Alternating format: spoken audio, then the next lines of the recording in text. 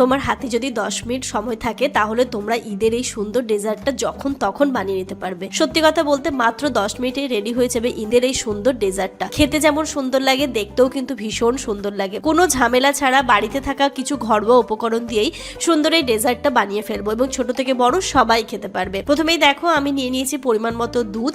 এবার দুধটাকে দিয়ে মালাই তৈরি করে নেবো। এবার জাল দিতে তো অনেকক্ষণ সময় লাগবে, তাই আমি এখানটাতে 2 চামচ মতো সুজি দিয়ে দিলাম, 3 চামচ মতো চিনি দিয়ে দিলাম। হ্যাঁ, মিষ্টিটা হচ্ছে তুমি তোমার মতো যেমন ভাবে খেতে পছন্দ করো ঠিক সেরকম ভাবে মিষ্টিটা তোমরা এখানটাতে অ্যাড করতে পারো। তো এখানে দেখো আমি 3 চামচ মতো চিনি দিয়ে দিয়েছি। এবার বেশ ভালো করে দুধটার সাথে নাড়িয়ে চাড়িয়ে নেব। এটা কিন্তু বারবার নাড়াতে থাকতে হবে, নইলে সুজি দলা পাকিয়ে যাবে বা নিচে লেগে যাওয়ার কিন্তু সম্ভাবনা রয়েছে। এবার টেস্টটাকে আরেকটু এনহান্স করার জন্য আমি এর মধ্যে যেটা ইউজ করছি সেটা হচ্ছে গুঁড়ো দুধ। হ্যাঁ, গুঁড়ো দুধটা চাইলে দিতে পারো, নইলে স্কিপ করতে পারো, বাট গুঁড়ো দুধটা দিলে টেস্টটা কিন্তু আরো সুন্দর হয়, মানে মালাইয়ের টেস্টটা। ব্যাস গুঁড়ো দুধ দিয়ে মালাইটা আমি খুব ভালোভাবে রেডি করে নেব। হ্যাঁ, যদি এটাকে জাল দিয়ে রেডি করতে পারো সেক্ষেত্রে তো খুব ভালো, বাট ওই যে হাতে বললাম না 10 মিনিট সময় থাকলে তুমি কিন্তু এই সুন্দর রেসিপিটা বানিয়ে নিতে পারবে ঈদের এই ডেজার্টটা।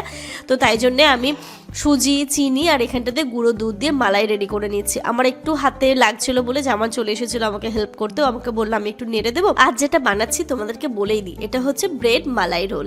জানি তোমরা অনেকেই খেয়েছো, বাট যারা কখনো তৈরি করে খাওনি তারা কিন্তু ঈদের দিন অ্যাজ আ ডেজার্ট তোমরা এটা রাখতেই পারো। বাইরের মিষ্টি কেনার থেকে আমার মনে হয় এই টাইপের খাবারগুলো যদি ইফতারে বলো বা ঈদের দিনে রাখো তাহলে বাড়িতে যদি কোনো গেস্ট আসে তারা কিন্তু মনোমুগ্ধ হয়ে যাবে। দেখো এদিকে আমার মালাইটা রেডি হয়ে যাচ্ছে। যতক্ষণ না কড়াইয়ের গা থেকে লেগে আসবে ততক্ষণ তুমি এটাকে ভালো করে নাড়িয়ে চাড়িয়ে কুক করে নেবে।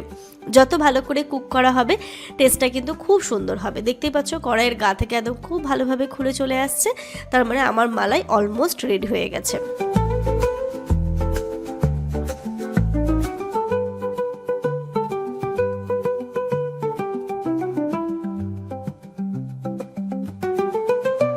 এবার এখানটাতে দেখো নর্মাল যে স্লাইস ব্রেডগুলো হয় সেই ব্রেডটা নিয়ে নিয়েছি। ব্রাউন ব্রেড নেওয়ার একদমই প্রয়োজন নেই, নর্মাল হোয়াইট ব্রেড মার্কেটে সবসময় যেটা অ্যাভেলেবেল সেটাই নিয়ে প্রথমে যেটা করছি সেটা হচ্ছে পাউরুটির যে সাইডের অংশগুলো সেইগুলোকে কেটে নিচ্ছি, কারণ এর মধ্যে ডেজার্টটার মধ্যে পাউরুটির সাইডের অংশগুলো থাকলে খেতে মোটেও ভালো লাগবে না। জানি অনেকেই তৈরি করেছো, বাট আমি যেরমভাবে তৈরি করলাম একটিবার যারা কখনো করনি তাদের জন্য আজকের এই সুন্দর ভিডিওটা রইলো।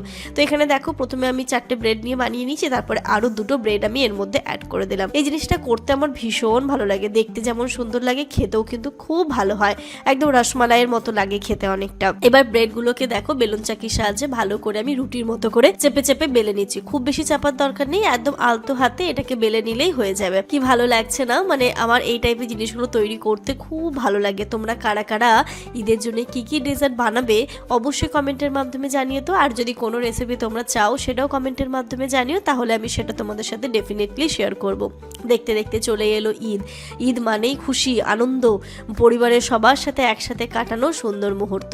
তো সুন্দর মুহূর্তে শুধু ভালো ভালো যদি বাড়িতে বানানো খাবার থাকে তাহলে ঈদের খুশিটা কিন্তু আরো ডাবল হয়ে যায়। ব্রেডগুলোকে দেখো এখানে ভালো করে বেলা হয়ে গেছে। এবার দেখো মালাইটাও কিন্তু ঠান্ডা হয়ে গেছে। এবার মালাইটাকে আমি ব্রেডের এক অংশে দিয়ে ভালো করে যেমন রোল করে নেওয়া ঠিক সেরকম ভাবে রোল করে নেব, নাথিং এলস। এর মধ্যে আর কোনো কিছু করার প্রয়োজন নেই। ও হ্যাঁ, তোমরা চাইলে এখানটাতে একটু এলাচের গুঁড়ো দিতে পারো। আমি এলাচের গুঁড়োটা দিয়েছিলাম বাট বলতে ভুলে গেছি বা দেখাতেও ভুলে গেছি। এলাচের গুঁড়োটা দিলে খুব সুন্দর একটা ফ্লেভার আসে, একদম মিষ্টি মিষ্টি যে ফ্লেভারটা থাকে মিষ্টির দোকানের মতো সেরকম কিন্তু খুব ভালোভাবে পাওয়া যায়। অনেকে এর মধ্যে গোলাপ জল বিভিন্ন টাইপের এসেন্স অ্যাড করে, বাট আমার যেহেতু একদম সিম্পল খেতে ভালো লাগে তাই সিম্পল ভাবেই আমি বানিয়ে নিলাম ব্রেড মালাই রোলটা। খেতে খুব সুন্দর হয়েছিল কিন্তু। দেখবে লাস্ট পর্যন্ত ভিডিওটা দেখো আমাদের বাড়িতে কারা এসেছিল এবং কারা এই রিভিউটা তোমাদের দিয়েছে, তাহলেই বুঝতে পারবে একদমই যে যারা রিভিউটা কখনো আগে দেয়নি তারা কিন্তু আজকে এই ভিডিও শেষে রিভিউ দেবে। দেখতে থাকো ভিডিওটা শেষ পর্যন্ত, আর তোমাদের কেমন লাগলো অবশ্যই কমেন্টের মাধ্যমে জানিও।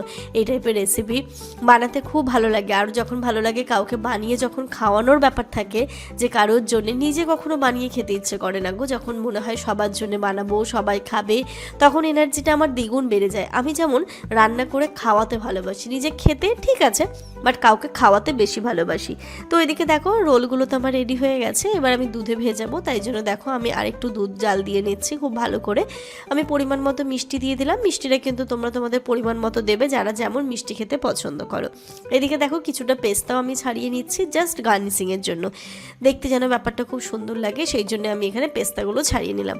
দুধটা বেশ ভালো করে চিনি দিয়ে ঘন করে জাল দিয়ে নিয়েছি। আর এদিকে দেখো রোলগুলোর ওপরে আমি একটুখানি পেস্তাটা ছড়িয়ে দিলাম জাস্ট কুড়ে, দেখতে বেশ ভালো লাগবে। আর ওইদিকে তোমাদেরকে বলে রাখি একটুখানি আমি স্যাফরনও ভিজিয়ে রেখেছিলাম কালারটাকে সুন্দর করার জন্য। ওটা তুমি মোটামুটি 10-15 মিনিট ভিজিয়ে রাখলেই সুন্দর একটা কালার চলে আসবে। দেখো এর অনেকটা পরিমাণে আমি দিয়েছিলাম, কালারটা ভীষণ ভালো এসেছে। এবার এর মধ্যে চিনি দিয়ে যে দুধটা গরম করে রেখেছি সেই দুধটা দিয়ে দেবো। ব্যাস আমি 10-15 মিনিট মতো রেখে দিয়েই তুমি এটাকে কিন্তু সার্ভ করতে পারবে ব্রেড মালাই রোল, তাই না? একদম 10 মিনিটে রেডি হয়ে গেল না, কোনো ঝামেলাই নেই। এবং বাড়িতে থাকা কিছু উপকরণ দিয়ে এই টাইপের উপকরণগুলো আমাদের রান্নাঘরে কিন্তু সব সময় থাকে, এর জন্য এক্সট্রা কোনো কিছু আনারও প্রয়োজন নেই। চট জলদি তোমরা এই সুন্দর ডেজার্টটা সার্ভ করতে পারো, খেয়ে কিন্তু সবাই ভীষণ নাম করবে। কেমন লাগলো অবশ্যই জানিও। আর দেখো চলে এসেছিল আমাদের বাড়িতে কারা, হ্যাঁ চলে এসেছে সাবিয়া এবং ভাইয়া আর ইনু, তিনজনকে 3টে প্লেটে করে সার্ভ করলাম। খাওয়ার পরে ওরা তো বললো বাহ বেশ ভালো হয়েছে, একদম মিষ্টির দোকানের মতো মিষ্টিই মনে হচ্ছে।